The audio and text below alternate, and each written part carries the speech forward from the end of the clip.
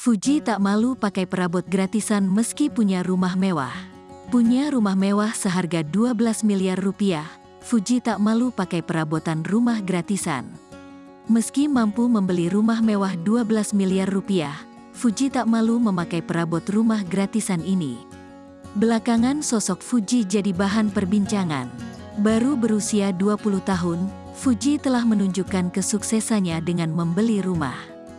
Rumah ini merupakan hasil jerih payahnya menjadi selebgram dan influencer.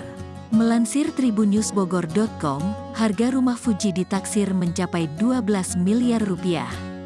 Tak main-main, Fuji membeli rumah itu secara tunai.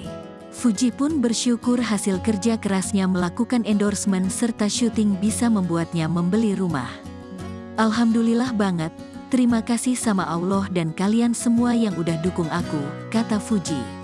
Aku membeli rumah baru, akhirnya tahun 2023 salah satu impian aku tercapai, sambungnya. Rumah megah dengan 2 lantai ini dipilih Fuji setelah melihat 28 rumah lainnya.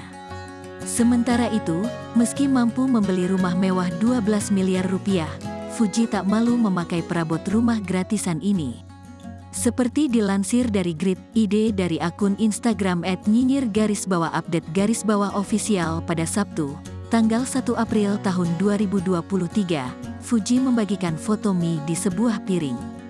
Fuji mengungkap bahwa makanan itu adalah comfort food favoritnya.